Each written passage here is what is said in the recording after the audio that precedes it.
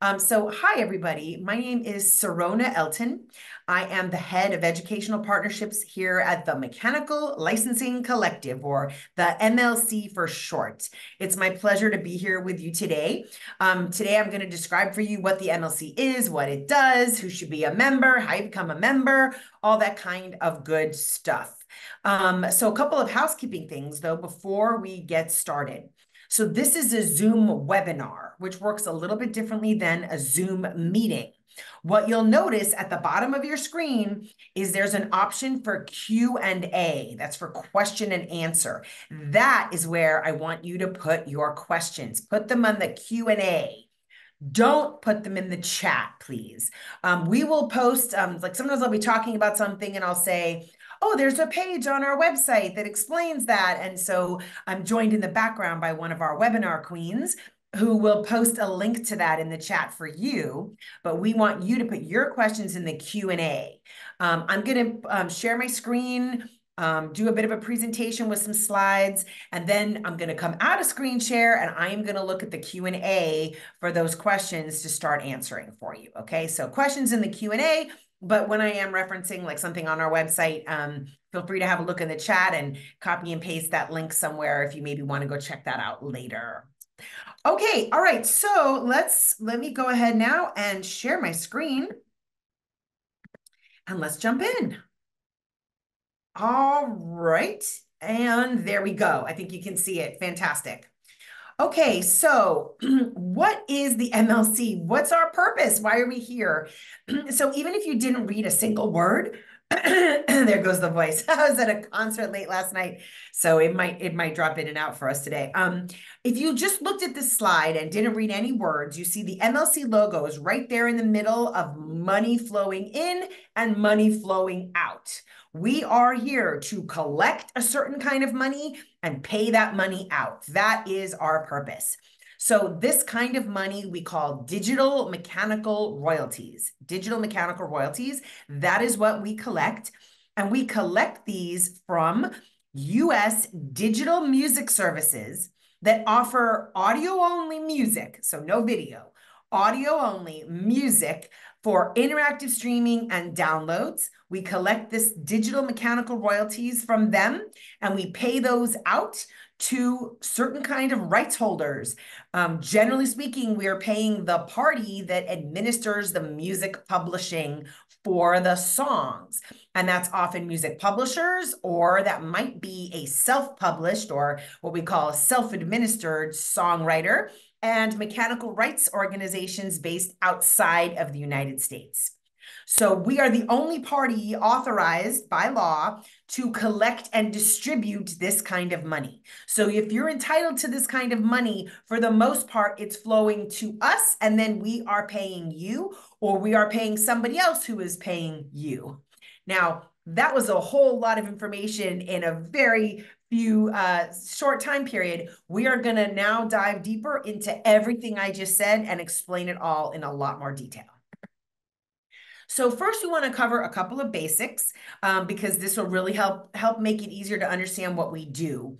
The first is I want to make sure everybody's clear on the difference between a song and a recording, right? So we use the term songs or musical compositions, right? Whatever you like better, probably depending on your genre, you use one term or the other. The copyright law calls these musical works. And so often in a lot of the stuff you see on our website and in our portal, you'll see us refer to them as works or musical works. That's what the copyright law calls them. And so these are created by songwriters, composers, lyricists. Typically, the business side of what happens with this intellectual property is handled by a music publisher, right? This is the publishing side of the business.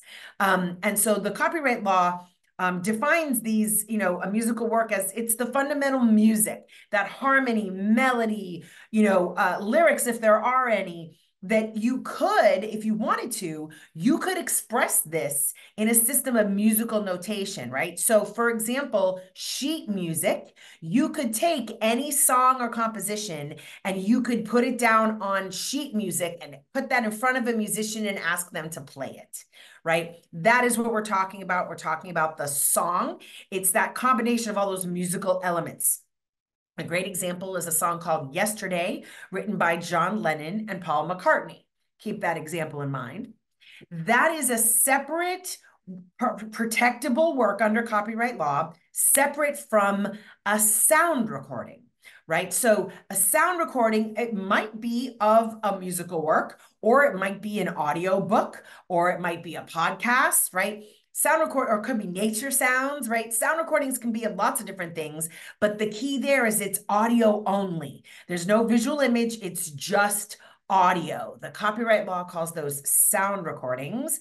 And in the music industry, they're recorded by recording artists, usually with the help of producers, typically distributed and marketed by record labels, with the help of distributors, right? That's the record business. And if you think about it, under the copyright law, you have songs, you have sound recordings, and then separately from that are what we think of as videos, right? The copyright law calls those audio-visual works. So songs, sound recording, audio-visual works are 3 different kinds of works protected by copyright law. And in the music industry, we have a lot of what I call nested copyrights, which is why this industry is so confusing. So let's say you're watching a music video. You are interacting with 3 copyrights at the same time. You're watching the audio-visual copyright that includes within it a sound recording, and that sound recording is of a musical work. That's like a 3-level nesting, right? Woo! And in the music industry, when we talk about rights and paying royalties, what happens is we have to pull all that apart. We have to kind of unnest that and analyze each of those separately. So we need to always understand in the music industry, when we're talking about rights and royalties, which kind of copyrighted work are we talking about, right? So building on that example of Yesterday, the first time that song Yesterday was recorded was by the Beatles. But then that same song was recorded by Elvis Presley, Aretha Franklin, Frank Sinatra, and at this point, I think thousands of other recording artists have all made sound recordings of that one song by John Lennon and Paul McCartney, right? So now you also start to understand this notion of sort of a many-to-one or one-to-many relationship. So if you've got that sound recording by the Beatles, and you've got a sound recording by Elvis, and a sound recording by Aretha, and a sound recording by Frank Sinatra, all 4 of those sound recordings can be what we call matched, can be matched back to that one song by John Lennon and Paul McCartney. Right? And we're going to talk about matching in a few minutes, but that relationship of tying those sound recordings back to the underlying song that they embody is a really important thing. Mechanical licensing lies at the intersection of those sound recordings and that song. That's where mechanical licensing and mechanical royalties resides, that intersection right there. So in the music industry, we also have lots of terminology we like to use that, only means something in our industry. And so we talk about different kinds of licenses, like a mechanical license and like a performance license. And licenses is just essentially another word for permission, right? It's permission to do something, to use the music in a certain way. That's what a license is, permission to use the music in a certain way. And if you wanted to, you could connect back any given way we use music, you could connect that back to certain rights that are granted to a copyright owner under the copyright law. So in our US copyright law, the copyright owner of a song or a musical work has 5 exclusive rights. And those rights can each connect to different kinds of licenses. So when we talk about a mechanical license in the US, what we are talking about is permission to reproduce and distribute. Those are 2 different rights under copyright law. Reproduce and distribute a song into a sound recording, and that sound recording being made available as either a physical record like a CD or a vinyl, or a digital record like a download or an interactive stream. So that's what we talk about when we mean, that's what we mean when we talk about mechanical licensing. That is separate from a performance license, right? One of those rights under copyright is the right to control public performances of that song. And to get a license to publicly perform that song, you need a performance license, right? So you'll see us use the terminology of performance and mechanical, and what that's doing is granting different permission to use the music in different ways. But let's go deeper still into this world of mechanicals, right? So remember, we're talking about reproducing and distributing in physical or digital records, audio only, okay? So we've had this right and this license in place for a long, long time, dating back to the days of piano rolls, where you actually had a player piano and you could put this particular mechanical device a piano roll in a player piano and press play, and the keys would play all by themselves, right? It was mind-blowing at the time. Still looks crazy if you've ever seen it. It's like a ghost is playing the piano. But then we moved from piano rolls into our first records as a music industry.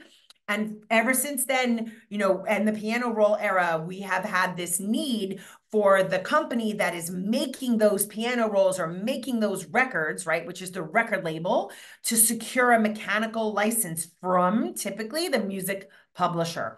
So it is still the case today that record labels need to secure mechanical licenses from the music publishers in order to put out CD and vinyl products. Then we moved into the download era. And in the United States, the approach that we chose to follow was, we could have done two approaches, right? We chose the approach where the digital music services like iTunes, remember iTunes? They would have the record label continue to secure that mechanical license and pass that permission to the digital service as what we call a pass-through license. So the model for downloads since the start of the download era in the US has been the record label gets the mechanical license for the download service pays money to the record label pays the mechanical royalty to the publisher, and then the publisher pays the mechanical royalty to the songwriter. That's the download model that we've been following in the US.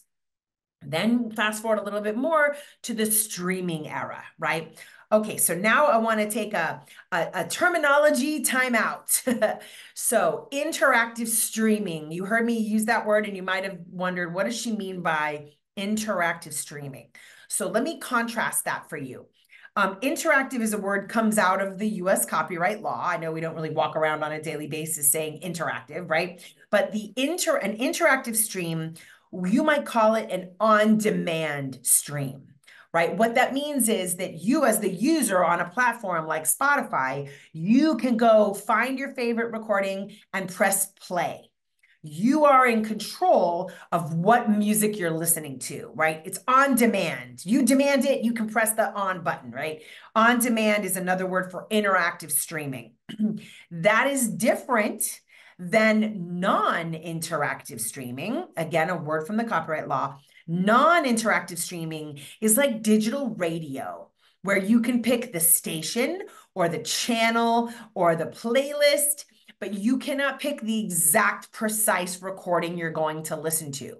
So us music industry insiders, and by that I mean you, right? We have to know the difference between this different kind of streaming because the law treats interactive and non-interactive streaming differently. And the process of getting a license to operate one of those services is different. The flow of money is different. So we have to make a distinction. We have to separate non-interactive streaming from interactive streaming, okay? So interactive streaming requires a mechanical license. Non-interactive streaming does not. Non-interactive streaming is considered only a performance. It is not considered to also be a reproduction and distribution. It does not require a mechanical license. Interactive streaming, in other words, on-demand streaming, is considered a reproduction and distribution, and it does require a mechanical license. Even more confusingly, it's also considered to be a public performance. So actually, interactive streaming requires both a mechanical license and a performance license, We're going to look at a diagram in a second that helps explain that even more. But so interactive streaming requires a mechanical. There's also two variations on downloads that you maybe never knew. So permanent downloads, you probably know pretty well, right? You buy that download, it downloads to your device and it's yours forever. You can move it from device to device, right? It's yours forever. There's no limit to how many times you can play it. You don't need some like login or some active subscription or something, right? It's yours forever. Permanent downloads. But actually, technically, there's something called a limited download as well. So let's say you are listening to Spotify. Let's say that's your platform of choice, and you're going to fly across the country on an airplane. And you want to be able to continue to stream your music while you're on the airplane, but you don't want to pay for Wi-Fi on the airplane, right? So think about it. You're on an airplane, you have no cell signal, and you have no Wi-Fi. So how do you stream if your device is not connected to anything? This is how. Before you took off, if you'd have pressed the little button that said you wanted your playlist available for offline listening, what actually happened when you did that was the music in your playlist is downloaded to your device. But it's hiding in the background. It's got like a big, long, yucky temp file name. You can't go find it if you look through your files, right? It's there in a limited way. You can only access it in a very limited capacity. It's not like a permanent download. But technically, a download happened. And the law has to be really technical and precise about this stuff. So we end up lumping those limited downloads in with interactive streams because a lot of them are connected to supporting interactive streaming in certain circumstances. So we lump them together for royalty purposes, but technically it's a download that's happened.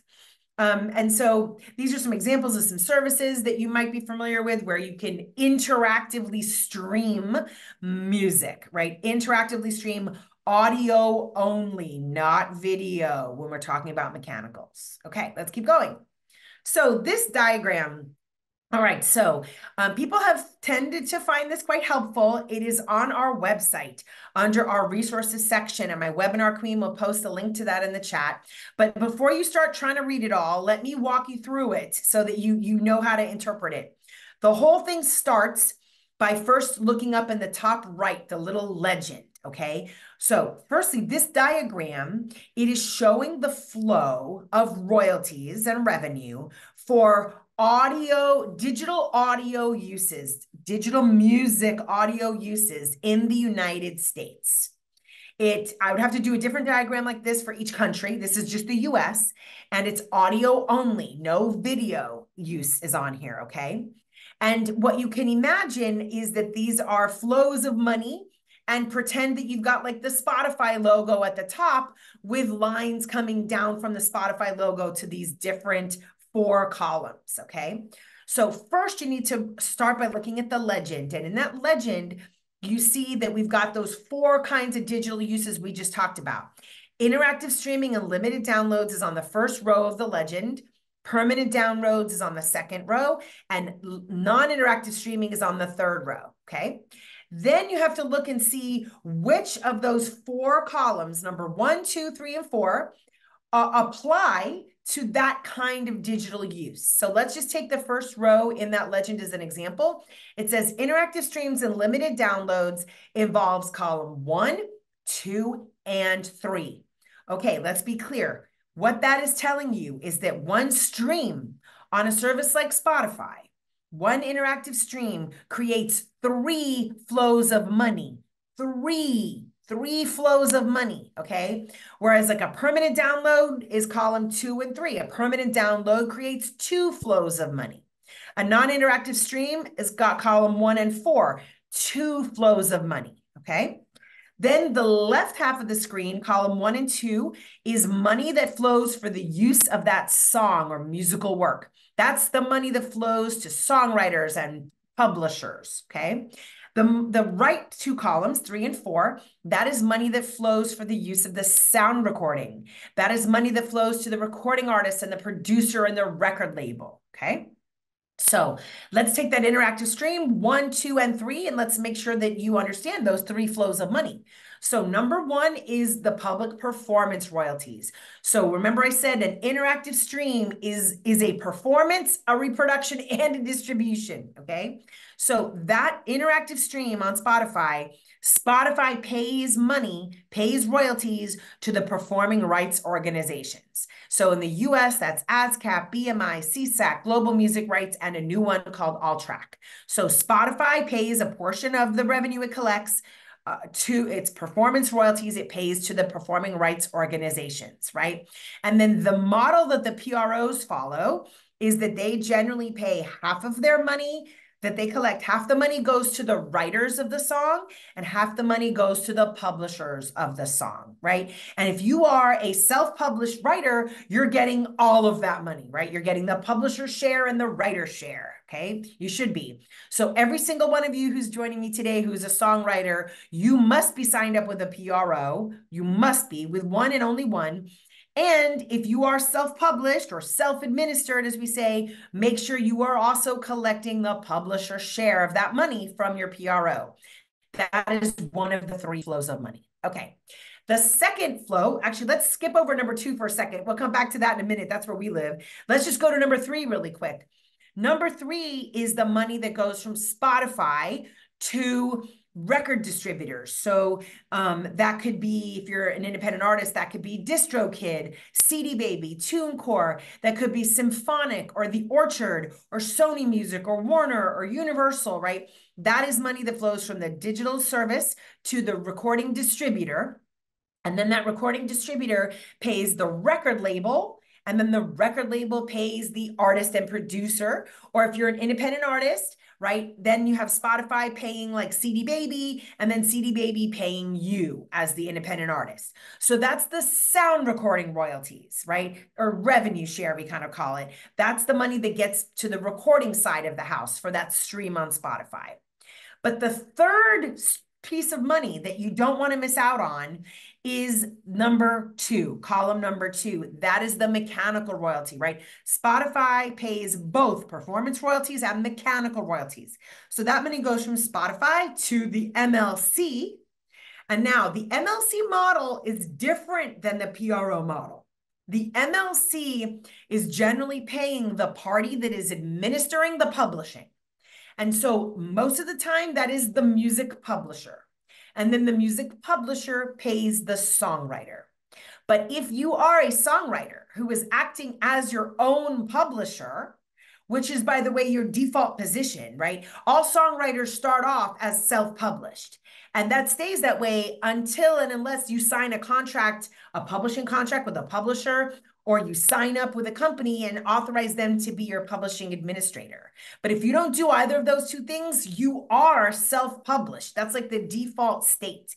And if you are a self-published, or as we say, self-administered songwriter, then you should join the MLC and we will pay you, right? But we're not paying you because you're the writer. We're paying you because you are the party that is administering the publishing, right? You're wearing multiple hats. So that's how this diagram works. Just to finish out the diagram, right? Permanent download creates a mechanical royalty and money that flows to the record label and the recording artist. And then a non-interactive stream, like on satellite radio, for example, that generates a performance royalty and a sound recording digital performance royalty. So SiriusXM, for example, pays sound exchange, right? Spotify doesn't pay sound exchange, but SiriusXM as a satellite radio provider would pay sound exchange. And then sound exchange pays a portion of the money to the featured artist directly, a portion of the money to the sound recording copyright owner, which is generally the record label, or if you're an independent artist, that's you. And then there's also a portion of money that is for the what we call non-featured artists, which are like the background singers and instrumentalists. And that money gets paid through to something called the Intellectual Property Rights Distribution Fund, and then they pay those non-featured artists. So this is on our website. We also have an animated video that helps explain this. and some, like text that helps explain it. So do go and check that out on the website. Helps you understand a bit more of the flow of royalties and revenue for uses of music digitally in the United States. So you might be wondering, so where, it seems like you haven't heard about the MLC until recently. Like, what took so long for us to be here? When did we start? Why are we new? What's up with this, right? So we are new. We are quite new. We are here because there was a change in the US copyright law. In 2018, an amendment to the US copyright law called the Music Modernization Act was signed into law. And that act did three very different important things. One thing it did was it changed the way the digital mechanical royalties and licensing works in the United States. And so the law itself said, okay, the way things were working before the law changed, the model we followed for mechanical licensing in the US was what we call a work by work model, okay? And that means that for every record label or every digital service that wanted to use the sound recording, they would have to research who are all of the publishers that co-own the song that sound recording is based on, and then go and secure a mechanical license from each one of them, okay? And you have to do that like on a one-by-one, like, okay, all right, let's go to the next song. Who owns this one? And let me find them and let me reach out to them, okay? And now let's move to the next song, right? That's like a one-by-one, work-by-work model. That was not very efficient, okay? So what we have today is we have services like Spotify reporting that they get more than 100,000 new tracks uploaded per day. Per day, 100,000 new tracks uploaded to Spotify per day. That work by work model, which by the way, Spotify would be doing, but so would Apple Music, and so would Amazon Music, so would every interactive streaming service. They were all having to do the same work one by one, right? Was not working. A lot of people were unhappy. People were suing each other, just not working. So the law changed and said, let's move from this work by work model to a blanket model. A blanket licensing model means that the party that wants to use that music only needs like one license that can cover a huge catalog of music, right? That's the model that, like, if you're a radio station and you need a license from BMI, your performance license from BMI, you get one license from BMI and that covers all the works in the BMI catalog, right? So a blanket license is like that. We moved the digital music services away from that work by work mechanical licensing into a blanket license. So now Spotify only needs one mechanical license to operate. But when you move to that kind of model, you also need a central organization that is going to be the party that does try and find all those publishers and get them paid, right? So the law said we're going to move to this blanket licensing model, and we need to create a mechanical licensing collective whose job it is to administer this blanket license and collect and distribute these royalties. So the law called for us to be created. The law is very specific about the things we're allowed to do, the things we're not allowed to do. We're not a government agency. We are a nonprofit, but so much of what we do is heavily regulated by the copyright law and related federal regulations. One of the things it mandated us do is create a publicly available database of musical works information. So not only can you search our database on our website without needing a login or anything, but if you have enough computing power, which my little laptop doesn't have, but if you're like a company or somebody with big enough systems to do it, you can actually download our entire database to use for a variety of purposes. So we are here because of this important change in the law, and that's why you haven't heard of us until relatively recently. So let me recap a bit of what we do and what we don't do. What we realized early on when we started trying to tell everybody, hey, we're here and this is what we do. It's a complicated music industry, and we realized it wasn't enough to just tell people, hey, we handle digital mechanical licensing. Are you good? We realized that we also need to make really clear what money flows through us versus what money does not flow through us, because, you know, transparency and being helpful is really in our DNA. And we do not want you to miss out on any money you're entitled to that you need to go and get somewhere else because it doesn't flow through us. So let's just run through this quickly. So what do we do? What are we here for? Right? We administer this new blanket license. And what that means is those digital music services, in order to operate with this license, that's actually a license granted by the law. It's called a compulsory license. The law grants the license, but those companies need to file certain paperwork with us in order to operate under that license. So we do that. And then the heavy lifting, what we really do with smart computers, smart software, smart people, is this thing called matching. So every month, those digital music services report sound recording usage information to us. So for example, Spotify says, hey, MLC, in the month of January, we streamed that sound recording called Yesterday by the Beatles this many times. And we streamed that sound recording called Yesterday by Aretha Franklin this many times. And we streamed that sound recording called Yesterday by Frank Sinatra this many times, right? So they report that sound recording usage to us. And then we have to match those sound recordings, all called Yesterday, but by the Beatles, Aretha, Frank Sinatra, those are the artists. We have to match those sound recordings back to that one song by John Lennon and Paul McCartney in our database. So that's what we call matching. They report sound recording usage to us. Sometimes they tell us the writer name, sometimes they don't. We have to match that back to that song in our database, that matching. That's the heavy lifting that we're doing all the time. We also collect these digital mechanical royalties from those digital services. They pay that to us on a monthly basis. And then we essentially, like they report that to us for the sound recording and we match that to the song. We then pay that money out to the music publishers of that song, right? That's how that money flows. So we do that every month. And we have this public database that I mentioned. So recap on what we don't do, and you have to go elsewhere to get this money, right? We do not have anything to do with public performance royalties for songs.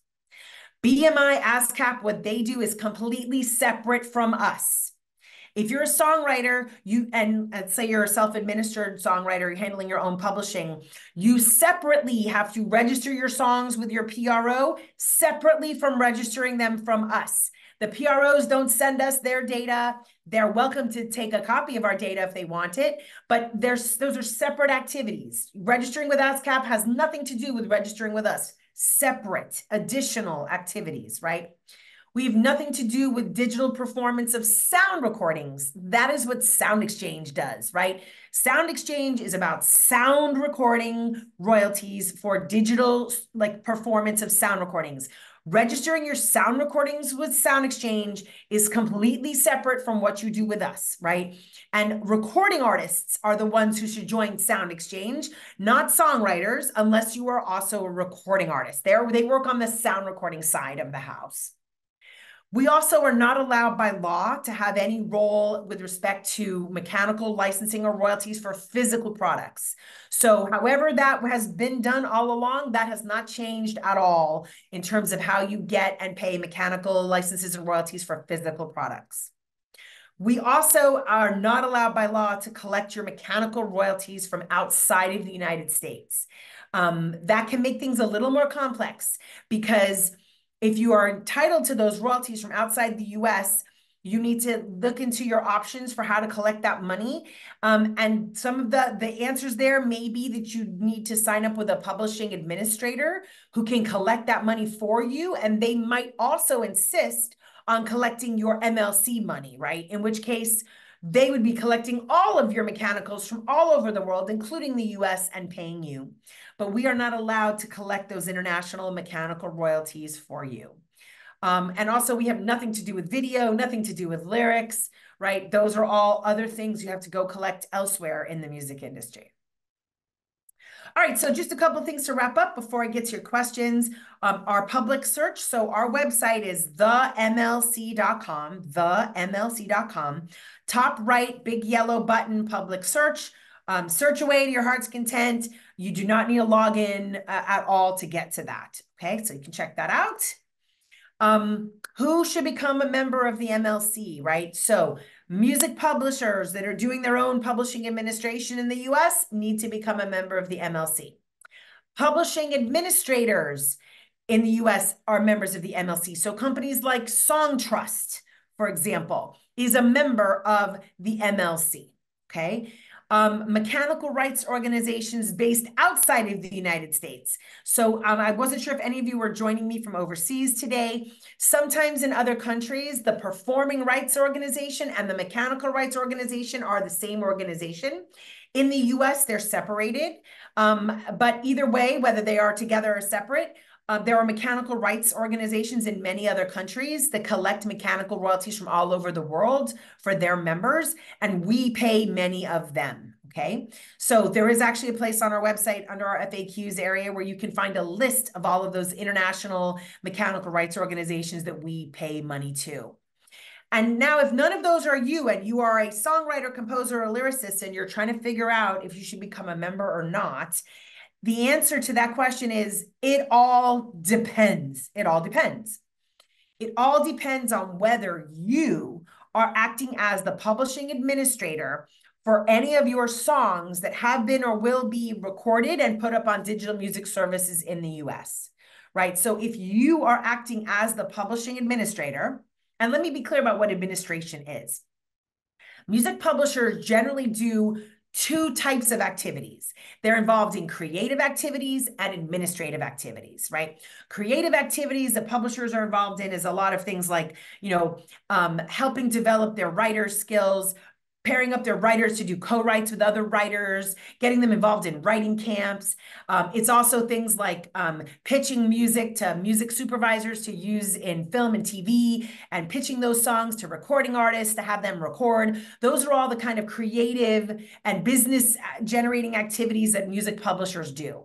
But music publishers also do a whole bunch of administrative activities, like registering their songs with the Copyright Office, like registering songs with performing rights organizations, mechanical rights organizations, right? Collecting royalties from social video networks. There's a whole bunch of administrative stuff that publishers do. Publishing administrators just do the administrative stuff, not the creative stuff generally, right? But you as a songwriter, you start off as being your own publisher, doing all of that stuff.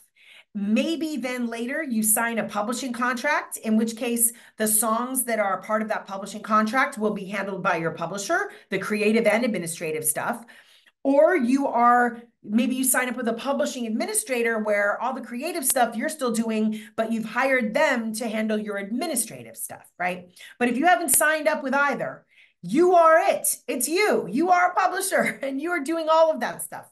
So if you are the publishing administrator of any of your own songs that have been or will be recorded and put up on digital services, then you need to become a member of the MLC, okay? Now, some of you have been like in this industry for more than a minute, and maybe you signed a publishing deal and there's like 10 songs that publishing deal applies to, and then that deal ended and those 10 songs, they're going to stay with that publisher for, the rest of their copyright life. But now you've written another 20 songs that you are handling. In that case, you still become a member of the MLC, but you will only register those 20 songs that you administer. Those first 10 that are with your publisher, it's your publisher's responsibility to register those. We will pay the publisher will pay you, right? It's not the same model as a PRO follows. It's the party that is administering the music publishing that becomes a member of the MLC and registers the songs with us, right? Membership is totally free, by the way. So let's say you are somebody where you have a publisher or a publishing administrator administering all of your songs, okay? That's great. You can and should still look up those songs in our public search. You do not have to be a member to use the public search, hence the word public. Look them up. Make sure that your song is in the database. Make sure your publisher has claimed the correct share. That will let you know that we are paying the publisher for that song, and you can be expecting that money from the publisher to be paid to you. Okay, so we invite everybody to look up your songs in the public search, even if you are a published writer. Look it up there. Now, if something's missing in that public search or something doesn't look right, you need to bring that up with your publisher. because only your publisher can correct that with us. But even once you find a work in our public database, there's actually a way to capture the URL, specifically the web address of that particular song in our database, so that when you're communicating with your publisher, you can point them to that exact data record in our database. All right, membership is free, as I mentioned, free. So go to our website, click on the Connect to Collect button, the nice big blue button there, and it'll walk you through all the steps to become a member. It's free. Did I mention that? Okay. But once you sign up, you're not done. You don't just sign up and then just money rains down from heaven. It doesn't work that way. You sign up, that's step one. But then the next thing you have to do, really two things. You have to set up your banking information with us, right? We don't just mail you a check randomly. We prefer to pay out money electronically. It's much safer. It's faster. You need to set up your banking details with us so that we can pay you royalties, right? It's completely safe and legit. Do that. So sign up if you should. Join, set up your banking details. Step one, step two. Step three is you need to set up your songs with us. You have to register your songs with us. And we have a whole bunch of different tools to help you do that, right? First thing is something called our claiming tool. So let's say you and somebody else co-wrote a song. You will only be registering your share of that song. So let's say your co-writer already got in there, they set up the song and they claimed their 50%. So you don't have to set that song up from scratch. You're going to use our claiming tool. You're going to see, oh, there's my song. I see my co-writer set up their 50% share. Let me now add my 50% share. Bam, registered, done. Using the claiming tool is the best way to make sure that you don't have to retype all that information. Maybe somebody else already started setting it up and you just need to add your claim, okay? But let's say you do have to set up that song from scratch. We've got you covered. You can type it onto our screens. You can upload a spreadsheet. If you've got a lot of songs, you can upload a spreadsheet. And if you are a music publisher that has use of some special software that's out there, that software can generate a certain kind of electronic file that you can send to us that we will automatically upload. So we've got like small, medium, large solutions for registering those songs. And then what's even more exciting is something we have called our matching tool, right? And this is really groundbreaking in terms of transparency and power to the people. So remember back to what I talked about with matching, right? Spotify says, here's the Beatles yesterday, here's Aretha Franklin's yesterday, Frank Sinatra's yesterday. We have to match those back to that song by John Lennon and Paul McCartney. So we have given our members a tool where, let's say you were, the publisher for Paul McCartney. You could search in all of that data reported to us by the digital services. You could use our matching tool, search for yesterday, and see if there's any recordings of yesterday that we have not yet been able to match. And you can even click a little button and listen to it and be like, yep, that's the song by John Lennon and Paul McCartney, right? Because there could be a lot of songs named yesterday. But you can listen to it, verify it's the correct one, and then say, click a few buttons. MLC, I need you to match this new recording of Yesterday by the artist Serona Elton to the song Yesterday by John Lennon and Paul McCartney, right? And it doesn't matter if that has generated like a fraction of a penny. The dollars don't matter, although we show you some indicators so you know if it's little money or big money so you can prioritize. But we will match it all. We will match everything you ask us to match. So this is an amazing way for self-administered songwriters and publishers to make sure that everything that they're entitled to get is coming to them, right? As I said, we have smart computers, smart software, smart humans, but it's a huge amount of data. And often you, as the party handling the publishing administration, you know better than anybody else who has made recordings of your songs, right? You can listen and know within the first few bars, that's my song, right? There's no way possible the MLC could know every single song ever out there, right? So power to the people, the matching tool is a critical tool in our toolbox. We also have videos that explain how to use the matching tool. So lots of ways you can learn how to use that. Okay, royalties, a little bit about royalties. So we pay royalties on a monthly basis, which is super awesome. But there is a time lag that we're very transparent about. So there's a page on our website that it looks very kind of similar to what I've got up here on this slide. My webinar queen will drop that page into the chat. So there's a 75-day lag from, let's say, when a stream happens on Spotify in January, that ends up on your April royalty statement, okay? Or if that stream happens in February, it ends up on your May royalty statement, right? So we pay royalties around the middle of the month. We've always paid them on time or early. We're extremely proud of that fact. And by the end of last year, we paid out more than 1.5 billion with a B dollars, right? So we're very, very proud of that. And during that time period, you know, the way the royalties are calculated, the digital service can't even begin to total up how much money they have to pay us until the whole month is finished. So they're totaling that up, and, you know, they have to subtract certain things from that, you know, applying all these formulas. We are taking a snapshot of what's in our database. They send us those files. We calculate how much money they owe us. We're trying to match all those sound recordings to those songs. We're totaling up how much we owe you. We're getting that money ready to transfer to your bank. All that happens over 75 days.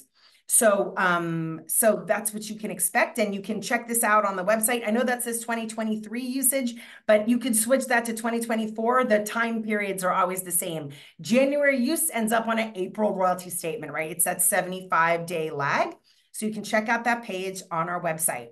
Now, one of the most common questions I get is, how far back in time can I collect royalties? So I've got really good news, and I've got great news. I've got both. So let me give it to you. First, to answer that, I need to tell you about this really important date, January 1st, 2021. So remember, we talked about the Music Modernization Act that changed the way digital mechanical royalties work. So the law was passed in 2018. And it said this new way of doing things has to go into effect January 1st, 2021. So that's an important dividing line in the way this whole part of the industry worked. January 1st, 2021 and forward is like the new world. Prior to that is like the old world, okay?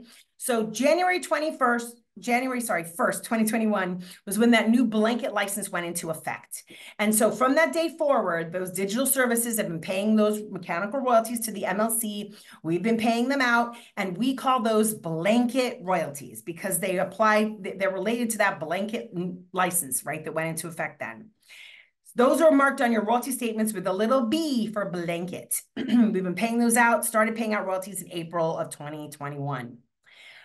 Those, you will always be able to go back at least 3 years. The law requires a minimum time for us to try and find the right person for that money, at least 3 years. But we can try for longer if we want to.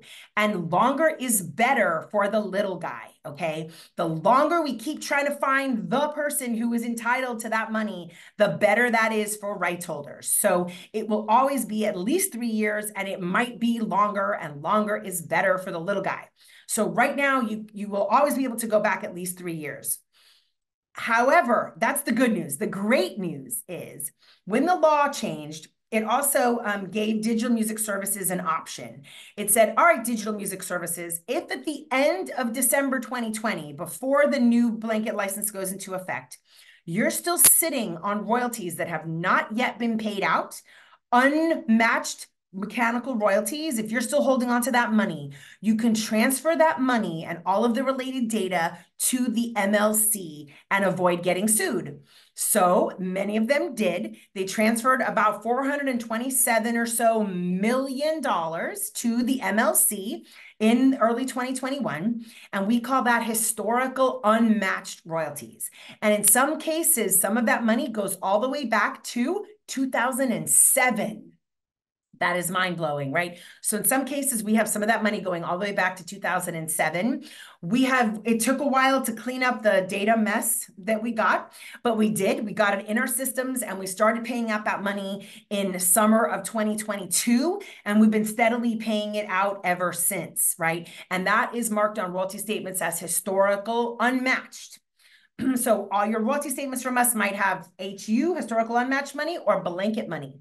Also, another bit of great news is, as part of that time period, there was some royalty rates that were not quite finalized. They had been decided, and then that decision was appealed. and sent back, and we were waiting on all of that to play out. So 2024 is going to be a really exciting year this year and into next year of us paying out a lot of that money. So we might, that might be really, really great news for you if you've never gotten your digital mechanical royalties, okay? We have a whole page on our website that explains historical unmatched royalties, an entire page. Webinar Queen will drop that in there. So it lays out the whole timeline. So check that out for more information. There will come a time in the future. We don't know when yet. There will come a time in the future where we will have to say, like, last call for royalties that go back beyond a certain amount of time. We're not there yet. And when it comes time, we're going to scream that from rooftops, right? It'll be all over our social media, our member newsletter, advertisements. Everybody will be like, last call, right? To go back beyond a certain amount of time. We're not there yet, okay?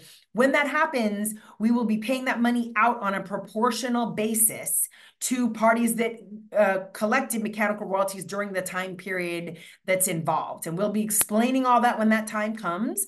But the key for you is to get in there and claim the money that is yours now before that time happens, okay? All right, almost done. Last slide.